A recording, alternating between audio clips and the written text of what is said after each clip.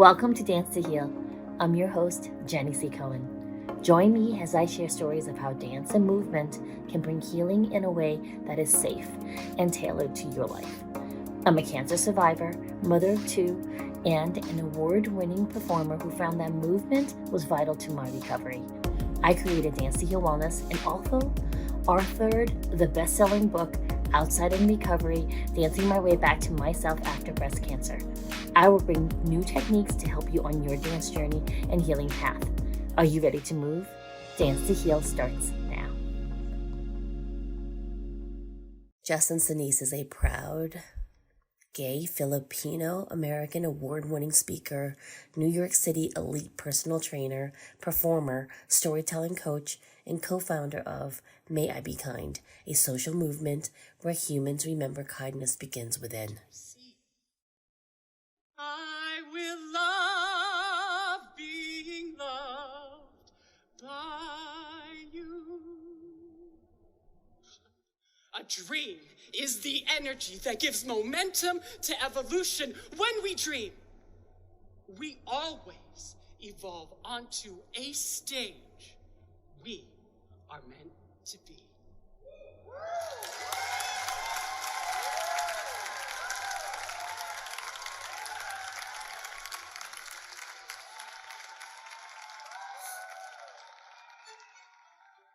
It is my utmost honor, pleasure, and joy to have you say hello to Justin. Welcome.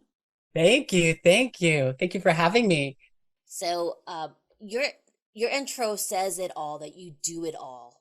And I would love for you to just share with the audience, because you're even wearing May I Be Kind on your t-shirt right now that they can see for my YouTube viewers.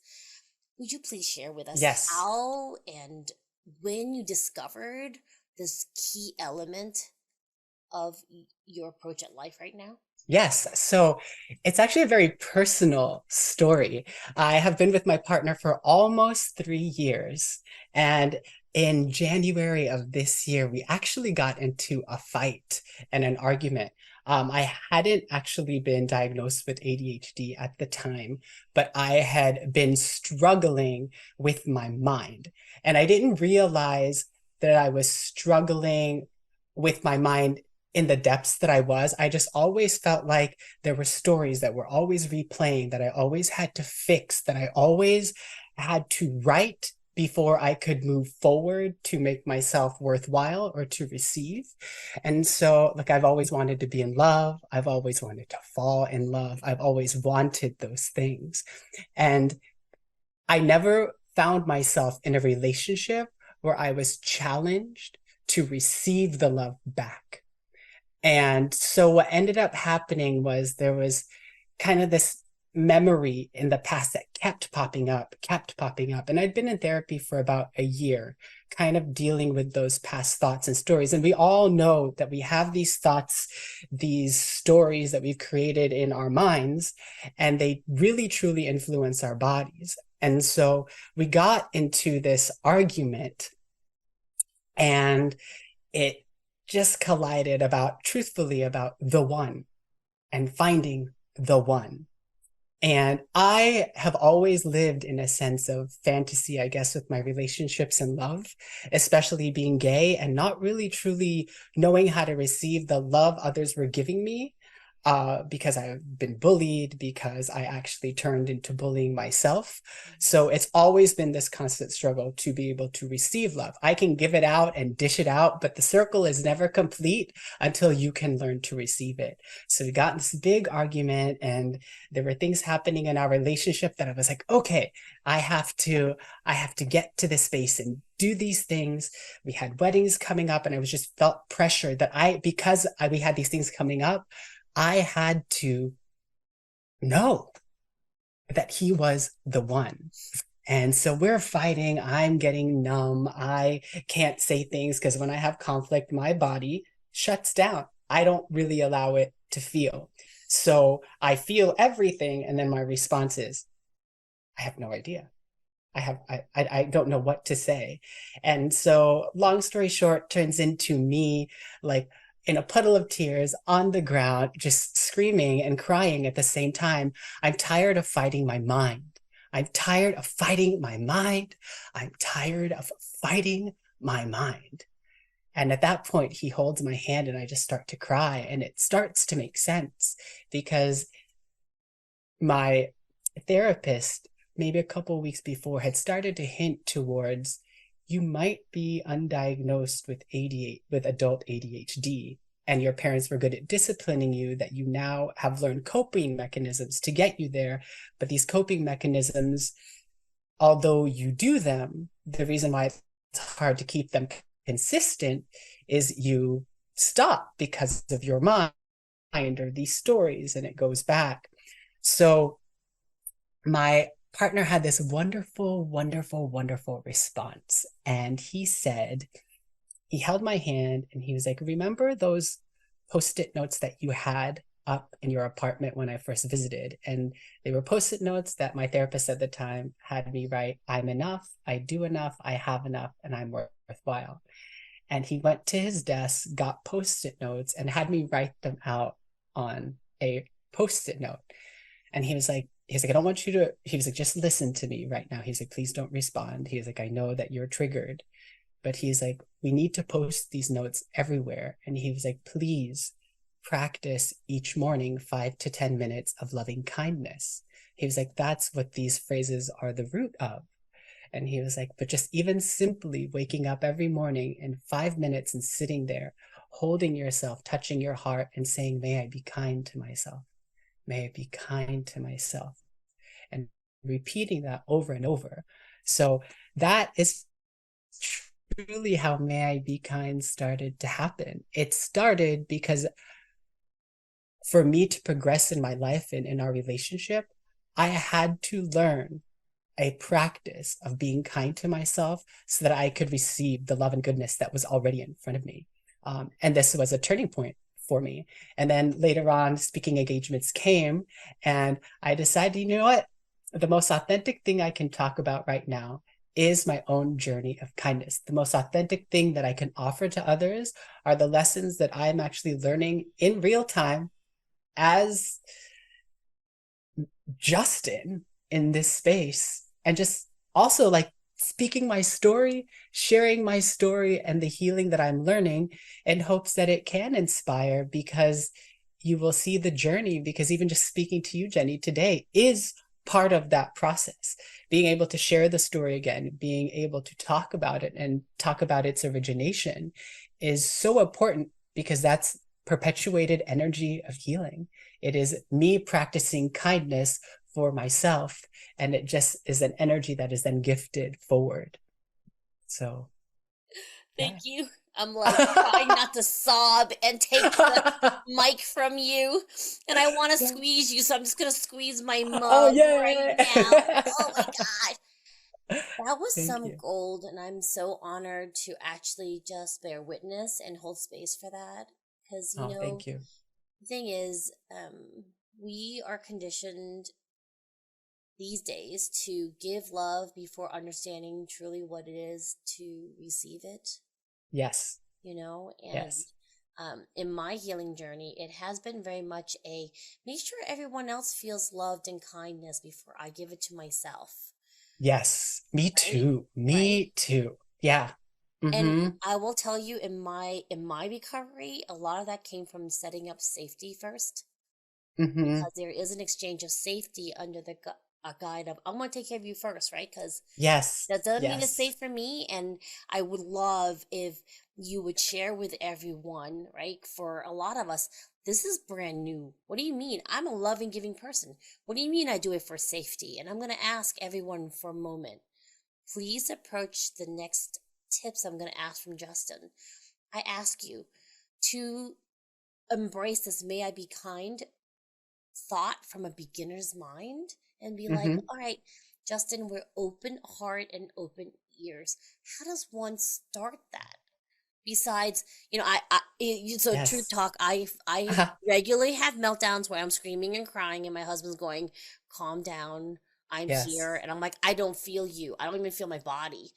When Mm-hmm. we're not in those moments and we're in our rational heads, What's a Mhm. some Justin tips on how to start this process? Well, the first thing that I would say to start the process is to not take kindness for granted. What ends up happening is I wore this shirt at different conferences, and it's so surprising to me because the ethos behind the shirt is I wear the shirt to remind myself that I can be kind in order so that I walk through the world in this energy offering kindness to others. And so the first phrase of loving kindness, as created by Sharon Salzberg, Thich Nhat Hanh, is may I be kind. And you'll be so surprised at the connotation behind what people actually first say to my shirt. It is not to receive, it is actually to throw back to me that, of course, I can be kind. You are kind. You don't need permission to be kind. But that's not what may I be kind truly means. There's no question mark. There's no exclamation point. There's no period. And everything in our lives, love, all these things are kind of this demand as if we need to do versus this gentle permission that we can be and that we are it, right?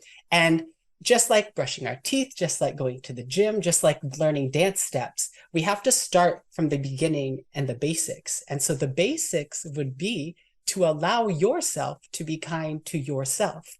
We talk about, like we can't give love unless we know what love is or have felt it for ourselves, at which at the end of the day, to me, one thing that is also important to think of is that everything we say, if you look at shirts that are there, like love, kindness, be kind, all these things are very much on a conditional sense, right?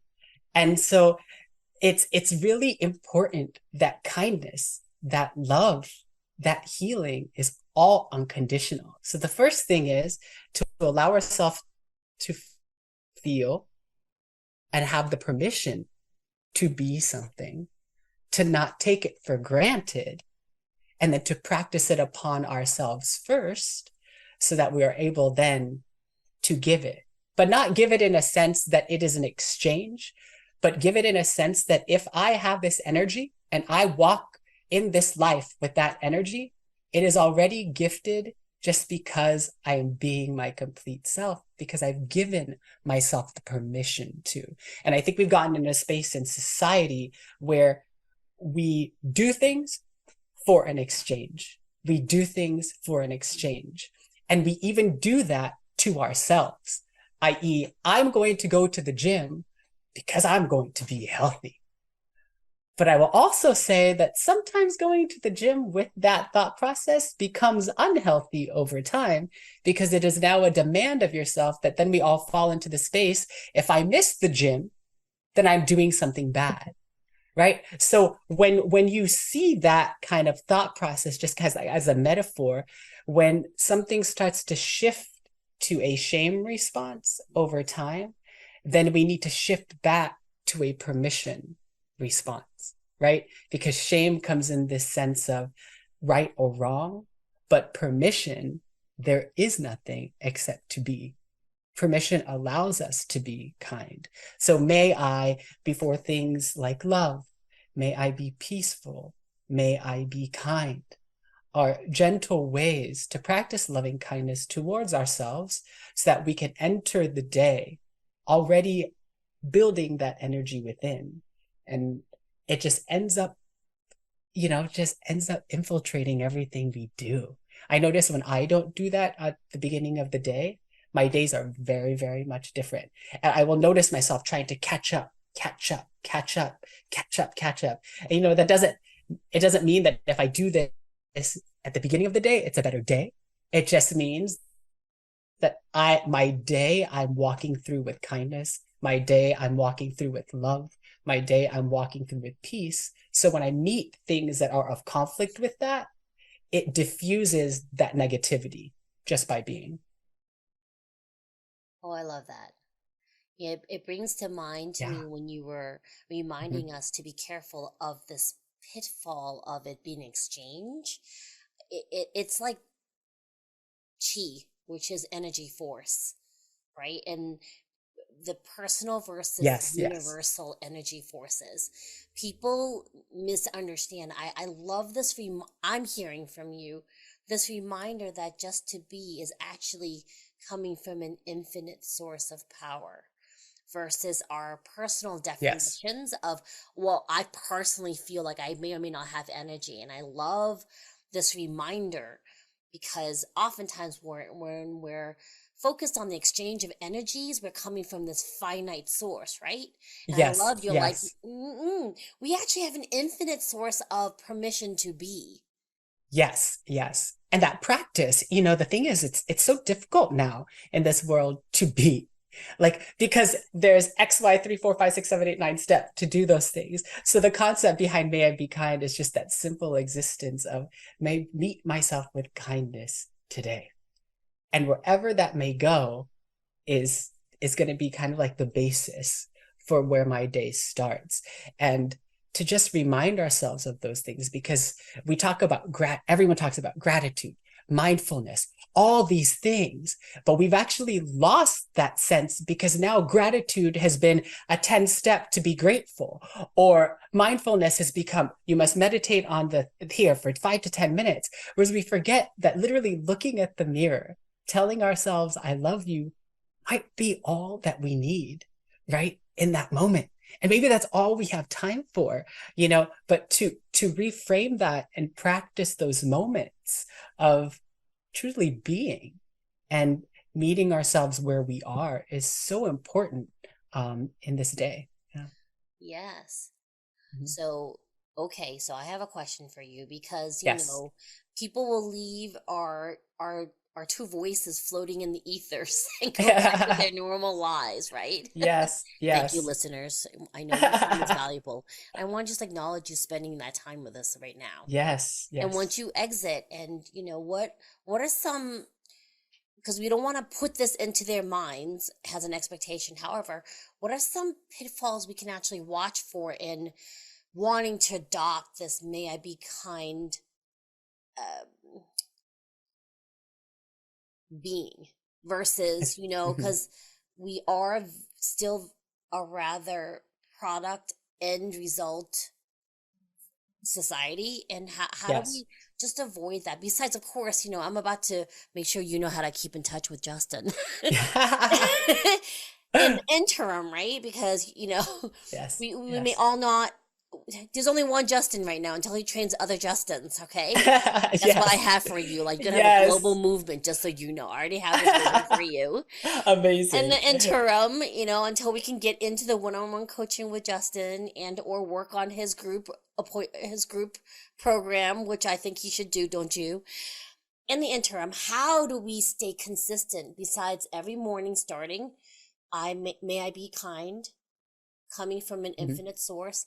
What are some pitfalls we can just be aware of as they come up so we don't get discouraged in this way of being?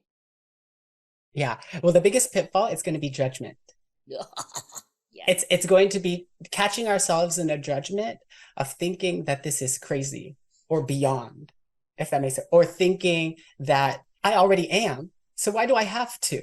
Well, when we get to that space, if we already are speaking from I already am, then we're not speaking in a kind way. We're actually speaking in our ego and not our authentic being, right? So the biggest pitfall is the judgment, because that will tell you where you are living your life in that time, which usually for me, when I feel it, it's in my ego, how I think things should be, how I don't have patience for something, or that I'm like, oh, I'm already there. I'm having a great couple of days because I started with mindfulness and I started with meditation. And so when it's judgment, and then notice yourself when you're stopping the practice, right? So we do so many things. We get to the gym every day. We do brush our teeth every day. These things need to be practiced. The art of being kind to yourself, the art of loving yourself, those two things, those are practices we take for granted because we think we have to search for them, where really, truly, we need to allow ourselves to experience with our own hands, our own being. So for me, a ways to kind of stop the pitfalls of judgment and to stop the pitfalls of stopping essentially the practice is to get in touch with our bodies. And there's these amazing techniques created by Brain and Body Yoga, created by Ilchi Lee, that deal with just simply tapping our chakra zones. So essentially, well, since I'm here and you can see, like our heart, like to open our heart. And you just kind of, when you notice yourself in judgment, you just close your eyes and with the pinky side of your palms, just breathe and bring your mind's focus to your heart. And if you'll just join me here, Jenny, you'll just start to feel how everything starts to calm down. And if you can bring your mind's focus to where you are tapping, you'll notice your head start to lighten because your mind is starting to go to your heart. And just this simple act is an act of kindness to yourself. Everything that we do in our lives now is built on the mind, right? It is like power of the mind, willpower, all these things. And I'm not saying any of that is wrong, but I do think we lack the balance between the mind and the body. And so if we can find ways in those moments where we find ourselves judging the process or stopping the habitual practice of the process, we have to go back to our body. And for me, those three areas are: number one, your heart, so your sternum; number two, 2 inches below where your rib cage meets, which is your solar plexus. That's kind of like your pain zone, trauma zone, where everything's held. And then 2 inches below your belly button, which is kind of like your power zone. Everyone talks about rooting yourself down to the ground or not being able to speak through my voice. And it's because society has us here and has us here. So it has us in our periphery of this box, not living in the box, right? So our power zone, our pain zone, and our pleasure zone. And so when each and every one of us has a story, right? It's either a powerful story, it's either a painful story, or it's either a story of pleasure. And so when we judge or when we stop the practice, you're living in one of those zones and you're judging something that you have yet to allow yourself to feel in one of those zones. So when you catch yourself doing that, it is literally, truly a simple practice of using the hands we've been gifted to heal. And it's all it is. You don't even have to know what it is, except for, is it a pleasure story? Is it a painful story? Or is it a story of pride and power? And then you go to that space, close your eyes, give yourself a little bit of breath, and just keep tapping and bring your mind's focus to that place in your body. That brings balance to now the mind and the body and allows us to the now experience from the body and inform the stories we tell to be in existence. It may sound a little crazy like right now, but it's the whole balance of not informing our lives strictly on our minds, but allowing our bodies to inform us now. And it's a painful process. Sometimes it's super pleasurable. Sometimes it's super powerful. Most of the times it's painful. So then we go to the mind to fix it with willpower, being mindful to not do certain things. But my challenge to everyone is if we live that way, are we really being our most authentic selves? Or are we falling into the system of the world that has taught us we can do anything just because of our mind? And if that is the case, how much greater can the power of the mind be if it is derived from the power of your body?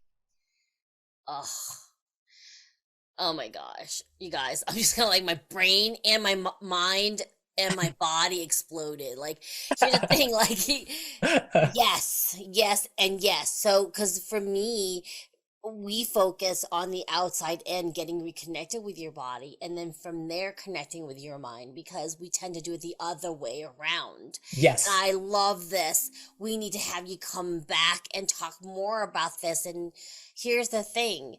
I really, really, really want to make sure you know how to get in touch with Justin. So we're going to put what he's going to talk about and how to find him right in the descriptors. At the same time, go back and listen to this again about what Justin just said. Please go fast forward everything I talk and then go and replay, not in one not in 4x, but in slow-mo, and we listened to what Justin just said. There were some truth bombs he just laid on all of us. And from my beginner's mind, my mind is just like, this is super awesome. I can release the responsibility and rely on what I'm housed in, which is my body, which has Yes. all of this knowledge that's just waiting for me to listen. And experience, right? And so when we have these trauma or pain responses or negative experiences in life, we've been taught in society to define it, understand it, and come up with a solution. So we're actually deriving our knowledge further away from the body, when sometimes the body is just asking us to feel, but then the pitfall is, then I don't want to feel. But then my question is that really what you want? Or are you really craving to feel? And if that's the case, the simple technique is, and we'll just go into love, right? May I be loved. And you close your eyes and you tap here. You focus on your inhale and exhale. You can whisper, may I be loved, may I be loved. And as you're doing that, just continue to tap until you start to feel a release and a lightness in your body. Or as you start to kind of diffuse the story that you're living in.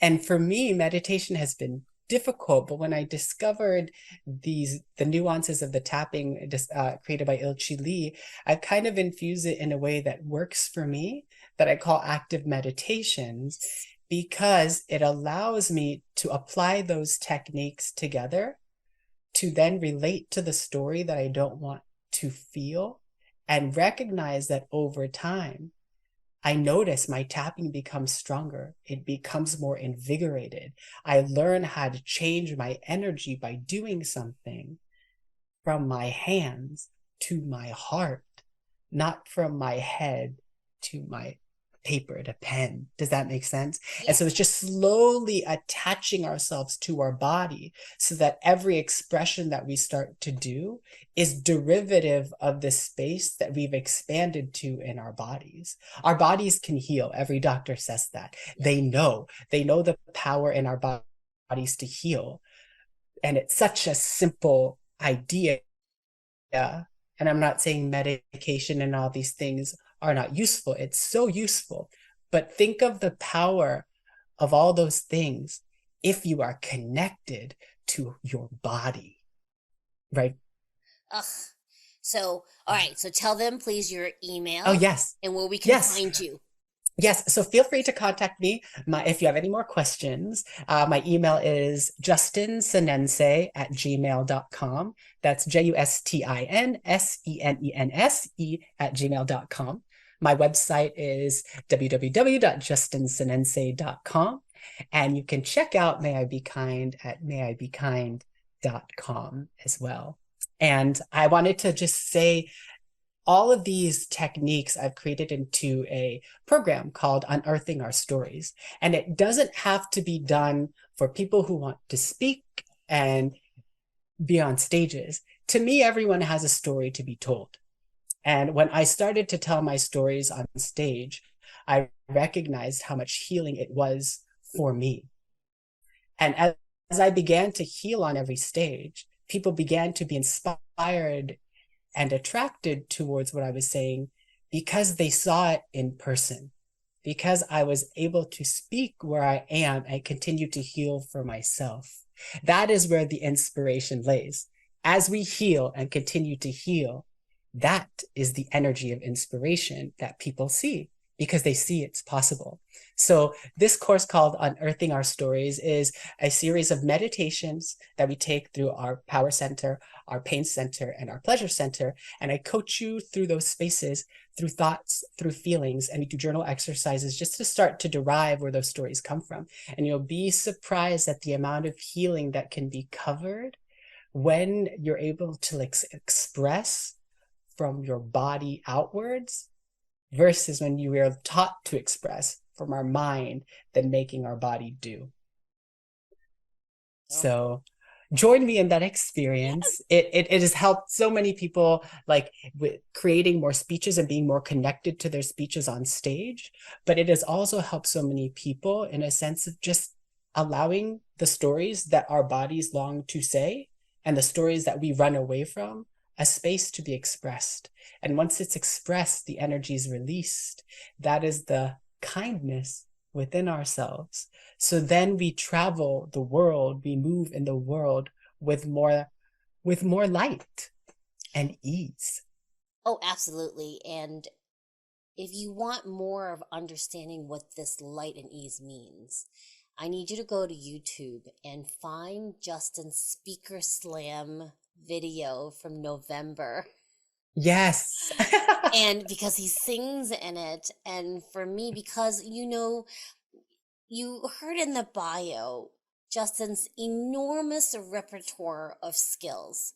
And he is the walking epitome of everything he's talked about, because his light has only gotten brighter. And for the rest of us who are lucky enough to bathe in it in person, I still would love for you to experience it. And even online, to watch his speech and see and hear the transformation as he tells his story, along the lines of his musical theater experience. I run out of time. Yes. We have to say goodbye. You have to come back, okay? Yes, absolutely. I'd love to take everyone through this feeling and sensation. But thank you for having me. Thank you all. I'm sending everyone a hug, and that we all are able to be kind to ourselves and to receive that kindness from ourselves. Yes, everyone put your left hand over right and day. hug yourself right now. Hug yourself right now, left over right. That gives you an installation of safety. And Justin, thank you so much for coming. We will see you soon, everyone. Bye. Yes, thank you for having me. Bye. Thanks for listening to Dance to Heal with Jenny C. Cohen. Come back next time to hear stories of recovery through movement and learn more ways that you can move your body. To work with me and continue your journey, visit OutsideInRecovery.com. Are you ready to move?